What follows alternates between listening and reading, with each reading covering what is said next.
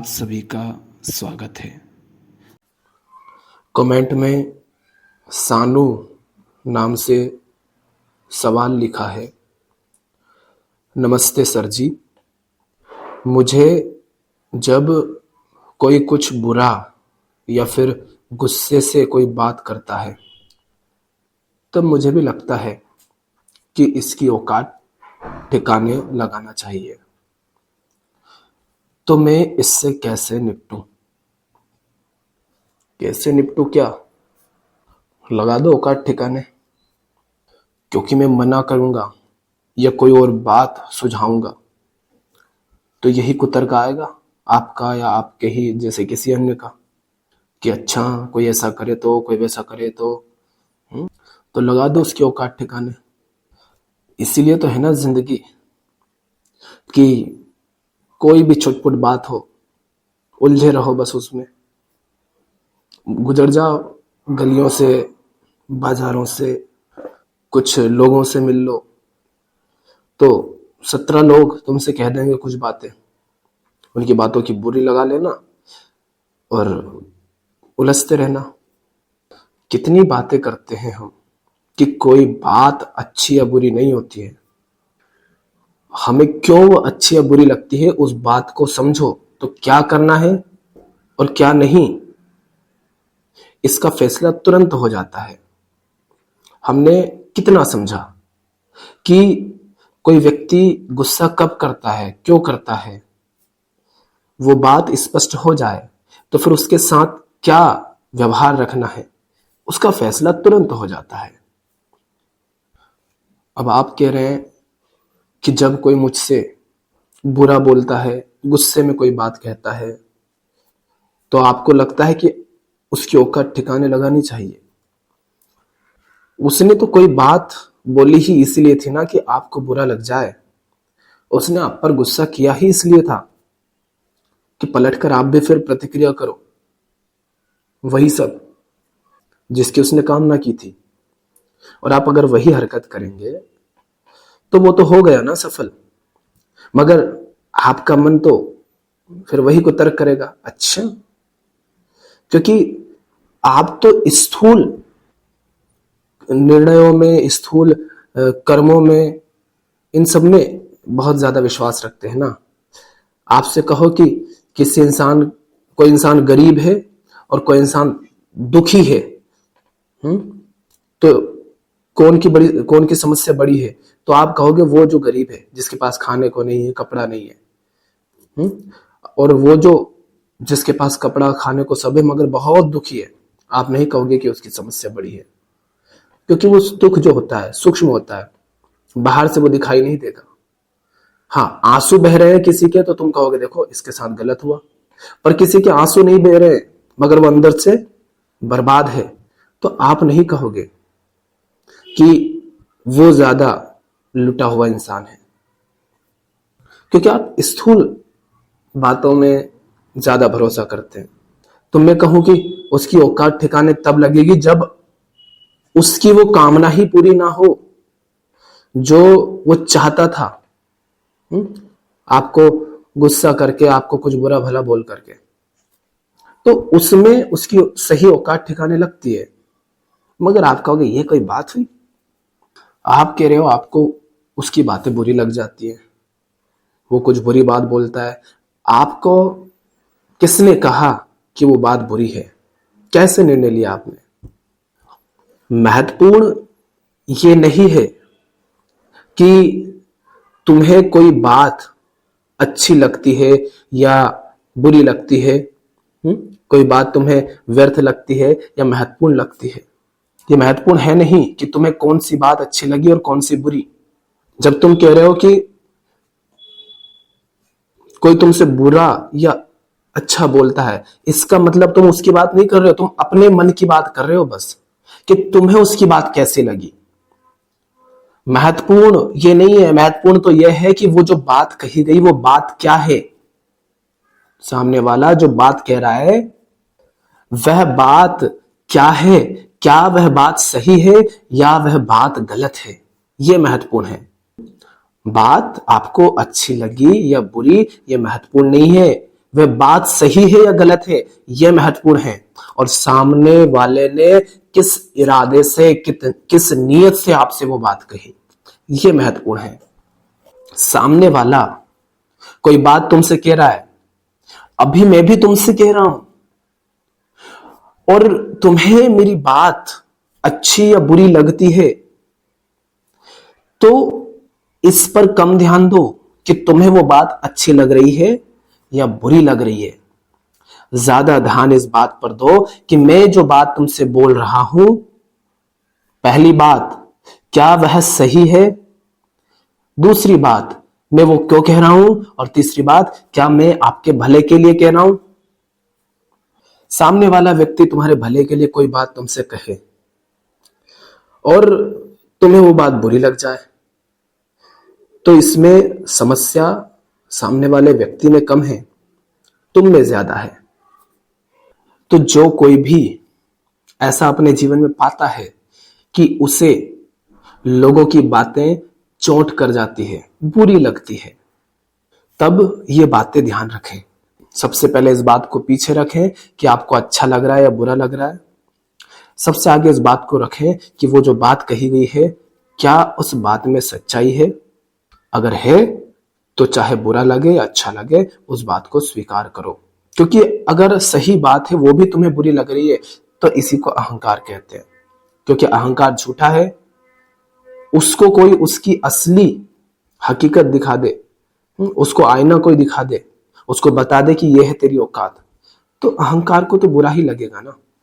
तो ईमानदारी से स्वीकार करो फिर। और दूसरी बात यह देखो कि सामने वाला आपसे जो बात कह रहा है, वह कह क्यों रहा है, किस नियत से कह रहा है। क्या वह आपकी भलाई के लिए कह रहा है, या कह ही इसीलिए रहा है ताकि आपको बुरा लग जाए, आपका कोई नुकसान हो जाए। ये दो बातें स्पष्ट कर लें जब आपको किसी की बात बुरी लगे। अन्यथा समाज में जितने भी सचमुच जागे हुए ईमानदार सच्चे लोग हुए हैं, जिन्होंने लोगों का भला करने का पूरा प्रयास किया है, उनको जगाने का पूरा प्रयास किया है, उन्होंने तो बहुत गालियां खाई है समाज से। क्यों खाई? इसीलिए क्योंकि लोगों को उनकी बातें बुरी लग जाती थी। पर कोई उनकी बातों पर ध्यान ही नहीं देता कि वो जो कह रहे हैं क्या उसमें सच्चाई है। तो तुम्हारा भला करने जो भी आएगा वो फिर तुम्हें बुरा ही लगेगा। और ऐसा है ना, आप ध्यान से देखेंगे तो आपको समझ आएगा कि हमें हर वो बात बुरी लगती है जो हमें पसंद नहीं होती है। और हमें अगर कोई बात पसंद नहीं है तो इसमें महत्वपूर्ण क्या है, पसंद या नापसंद नहीं। हमें माने मुझे। आप अहंकार को ज्यादा महत्व दे रहे हैं। आप कह रहे हैं मुझे वो पसंद नहीं है। जो बात आपको पसंद नहीं है, आपको वो बुरी ही लगेगी अगर कोई आपसे कहेगा तो। मगर आपकी हालत यदि खराब है, आप यदि जीवन में भ्रमित हैं, अज्ञान में जी रहे हैं, दुखी परेशान हैं, तो इसका अर्थ क्या है? आपकी पसंद नापसंद भी गलती होगी। अगर आपकी पसंद नापसंद, आपका विचार, आपकी समझ ये सही होते तो फिर आपकी जिंदगी भी बेहतर होती। यदि आपकी जिंदगी बेहतर नहीं है, आप जीवन में शांत नहीं है, आनंदित नहीं है, जीवन में स्पष्टता नहीं है, बार बार धोखे खाते हो, तो इसका अर्थ क्या है कि जो बातें, जो चीजें आपको पसंद या नापसंद है, वो भी गड़बड़ ही है। अगर आपकी समझ सही होती तो आपकी पसंद नापसंद भी सही होती, और फिर यदि आपकी पसंद नापसंद सही होती तो आपकी समझ बेहतर होती। दोनों एक साथ होते। अब कोई व्यक्ति नशा कर रहा है, शराब पी रहा है, शराब उदाहरण के लिए, बाकी नशा माने किसी भी तरह का नशा, बेहोश जिंदगी जी रहा है, तो उदाहरण के लिए कोई नशा कर रहा है और उससे कोई उसकी नशे की बोतल छीन ले।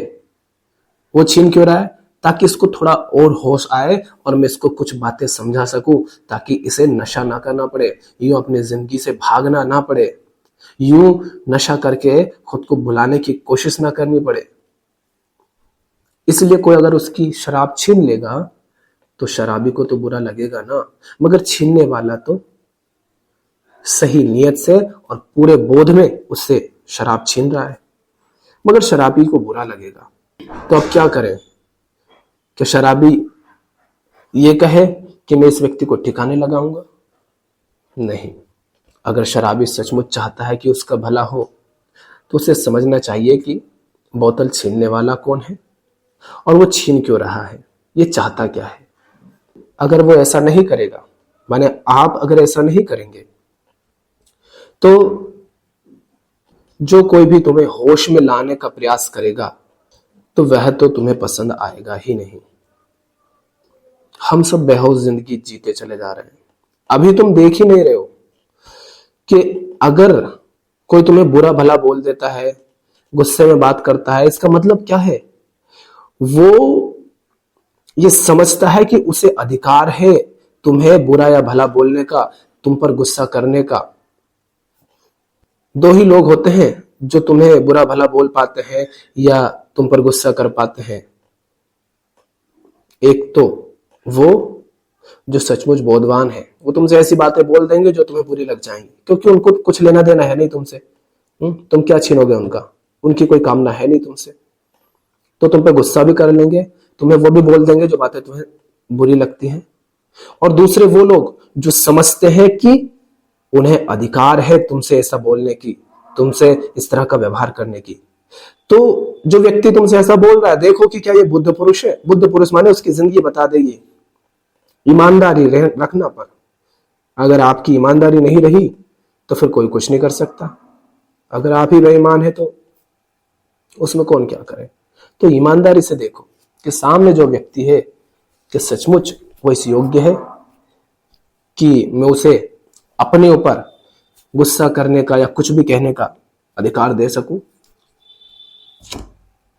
और यदि वो व्यक्ति ऐसा नहीं है, बस अपने आप को समझता है कि उसे मेरा मालिक होने का अधिकार है, तो फिर कहीं ना कहीं आपका कोई स्वार्थ होगा, कुछ तो बात होगी ना जो वो आपसे इस तरह का व्यवहार करता है। नहीं तो वो कर नहीं पाता।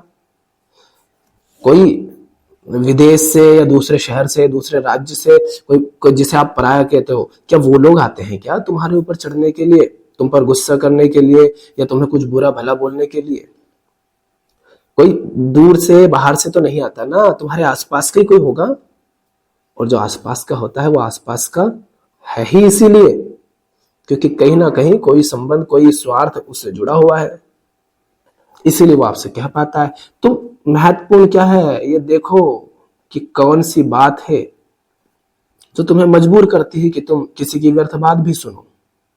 अब मैं जब कह रहा हूं कि देखो कि बात सही है या गलत है और कहने वाला क्यों कह रहा है, तो उसमें दूसरा पक्ष भी हो सकता है कि कहने वाले व्यक्ति ने कोई बात कही, वो बात ही गलत है, तो क्या करें? वो बात गलत है और इसीलिए वो आपको बुरी लग रही है। पर इसमें बुरा लगाने की कौन सी बात है? अगर साफ साफ दिख रहा है, समझ आ रहा है कि जो वो बात कह रहा है वो बात गलत है, सही नहीं है, तो फिर देखूंगा कि वो क्यों कह रहा है। अगर वो ये चाहता है कि उसकी बात से मुझे बुरा लग जाए और मैं बुरा लगा लेता हूं, तो इसका अर्थ क्या हुआ कि वो सफल हो गया। अगर वो चाहता ही ये था कि आपसे वो कोई बात कहे और आपको बुरा लग जाए और आपको बुरा लग जाता है, तो उसने तो जो चाहा वही हो गया ना। तो उसको ठिकाने लगाने का फिर तरीका क्या है कि उसकी बात का बुरा ही मत लगा, उसको ऐसे इग्नोर कर दो जैसे कि उसकी बात से तुम्हारा कोई लेना देना ही नहीं। ऐसा भी हो सकता है, अक्सर ऐसा होता है हमारे जीवन में कि कोई मजाक मजाक में हमसे कुछ कह देता है, हमारी कोई खोट निकाल देता है, कोई कमी निकाल देता है ना। अब वो तो चाहता था कि मुझे बुरा लग जाए उसकी बात का, इसलिए तो उसने मुझ में मेरी कमी दिखाई, उजागर करी, चाहे अकेले में चाहे कई लोगों के बीच, है ना। क्योंकि ऐसा हमें होता है अक्सर हमारे जीवन में, व्यवहार में, संबंधों में। तब उससे तब भी कुछ मत कहो, क्योंकि उसने तो चाहा था कि आपको बुरा लग जाए, मगर इस कोशिश में उसने कम से कम आपको अपनी कमियां, अपनी खोट तो दिखा दी या याद दिला दी। अब उसको सही जगह ठिकाने लगाने का तरीका यही है कि तुम अपनी बेहतरी करो, अपनी कमी अपनी खोट को ठीक करो। अब उसके पास ये हथियार था कि वो इस तरीके से आपको परेशान कर सकता है, कुछ भी कह सकता है जिससे आपको बुरा लगे, जिससे आपको भी गुस्सा आए। मगर आपने अपनी कमी को, अपने दोष को ठीक करके उसको ठिकाने लगा दिया। उसके पास से वो हथियार ही छीन लिया जिस हथियार के माध्यम से वो तुम पर चोट करता था। मगर ऐसा भी नहीं करना है कि कोई तुम्हें व्यर्थ की कमियां निकाले। साफ साफ देखना है कि जो वो मुझ में खोट निकाल रहा है, क्या वो खोट सार्थक है। नहीं तो किसी ने कह दिया, जैसे मान लो उदाहरण के लिए तुम्हारा रंग सांवला है या काला है और किसी ने कह दिया हे कालो कलूटा, अब फेयर एंड लवली लगाने के लिए दौड़ने मत लग जाना। देख लेना कि जो कमी निकाला है क्या उसका कोई अर्थ है भी, या बस यूं ही व्यर्थ है। क्या करूं, काला है तो है, वो गोरा भी है तो इसीलिए कह रहा अपने आप को गोरा। क्योंकि मैं काला हूं, मैं काला नहीं होता तो अपने आप को गोरा कैसे कहता। संयोग है, माहौल है, स्थितियां हैं, बहुत कुछ बातें हैं जिनके कारण ऐसा होता है। उसमें कौन सी गलत बात है। काले कपड़े तो वो पहनता होगा ना, काले जूते होंगे उसके पास, काला बेल्ट हो सकता है, उसके खाने की चीजों में बहुत कुछ काला हो सकता है, पीने की चीजों में हो सकता है, पहनने की चीजों में हो सकता है। बहुत कुछ ऐसा होगा जो उसे पसंद आता है, बजाय इसके कि वो काला है। तो वो पगला है, उसको पता ही नहीं कि काले को बुरा तो कह रहा है, मगर काला ही बहुत कुछ है उसके जीवन में जो उसे पसंद आता है। तो जानो कि बेचारा बच्चा है, समझता कुछ नहीं। आगे बढ़ो, अपना काम करो। जब भी लगे किसी की बात, तब कबीर साहब का एक दोहा याद रखना, निंदक नियरे राखिए आंगन कुटी छवाए, बिन पानी साबुन बिना निर्मल करे सुहाए। निंदक अगर सच्चा है, ईमानदार है, तुम्हारा भला चाहता है, तो उसको तो अपने घर के पास रखना, क्योंकि वो तुम्हें बिना पानी बिना साबुन के ही नहला देगा, निर्मल कर देगा, तुम्हारी सफाई कर देगा। ये निंदक कौन होगा? ये निंदक वही होगा जैसे कि एक वो जो कोयले से हीरे को तराशता है, कोयले से सारी कमियां, सारी खोट, सारी व्यर्थ चीजें वो बाहर कर देता है और हीरा उभर कर आता है।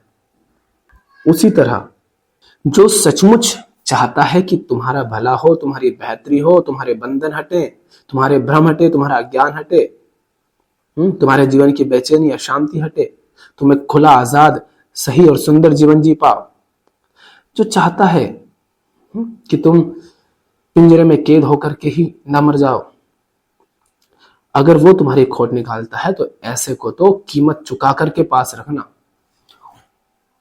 पास रखना माने उसकी संगत में रहना। संगत का मतलब हाथ पकड़ के चलना ही नहीं होता है। अगर मान लो मुझे कबीर साहब की संगत करनी है तो उनकी पुस्तक है, उनकी बातें हैं, बहुत कुछ है, तो उसकी संगत करना। निंदक नियरे राखिए आंगन कुटी छवाए। फिर दूसरा हमने ये भी कहा था कि कोई व्यक्ति तुम्हारी निंदा तो करता है, पर वो निंदा करने के दौरान चाहता यह है कि तुम्हें बुरा लग जाए, मगर जिन कमियों को वो तुम में निकालता वो कमियां सही होती हैं, तुम में वो कमियां हैं, तो अपनी कमियां ठीक कर लो, उसकी निंदा को नजरअंदाज करो, आगे बढ़ो। कम से कम वो इतना तो फायदा करवा रहा है ना तुम्हारा कि तुम्हें तुम्हारी खोट बता रहा है जो तुम्हें पता नहीं थी। हाँ, वो चाहता था कि तुम्हें बुरा लग जाए, तुम बुरा मत लगाओ। उसकी कोशिश सफल नहीं हुई बल्कि तुम्हें फायदा हो गया। जैसे कोई युद्ध करने आए तुमसे, तुम बड़े राजा हो, वो भी एक बहुत बड़ा राजा है, वो युद्ध करने आया, मगर जब वो तुम्हारे सामने आया और तुम्हें देख करके ही डर के भाग गया और उस चक्कर में सारे हथियार छोड़ गया, तो आया तो वो तुम्हें मारने था, मारा कुछ नहीं, और तुम्हारी सेना को देख करके डर करके भाग गया और अपने बहुत सारे संसाधन छोड़ गया। तब इसमें उसको गालियां क्या देना। और तीसरे तरह के वे लोग होते हैं जो तुमसे बुरा भला बोलते हैं, तुम्हारे अंदर खोट निकालते हैं, कमियां निकालते हैं, तुम्हें चिढ़ाते हैं, कुछ बकवास बातें करते हैं, और तुम जानते हो कि वो मुझसे जो कुछ भी कह रहा है, जो भी मेरी कमियां वो निकाल रहा है, वैसी कोई कमी मुझ में है नहीं, मुझ में कोई खोट है नहीं। तो पहली बात तो ये फिर तुम्हें बुरा लगना ही नहीं चाहिए। कोई तुमसे कहे ओए मोटू, और तुम बल्कि ठीक ठाक बढ़िया इंसान हो शारीरिक रूप से, तो चाहे कोई मोटू कहे चाहे कोई पतलू कहे, क्या फर्क पड़ता है? वैसे भी मोटू पतलू से कोई फर्क पड़ता नहीं है, और कोई कह भी दे तो क्या फर्क पड़ता है? तो वो एक तो गलत खोट निकाल रहा है व्यर्थ की, ऊपर से वो चाहता है कि तुम्हें बुरा लग जाए। तो उसके लिए सही जवाब यही है कि तुम उसकी बातों को महत्व ही ना दो।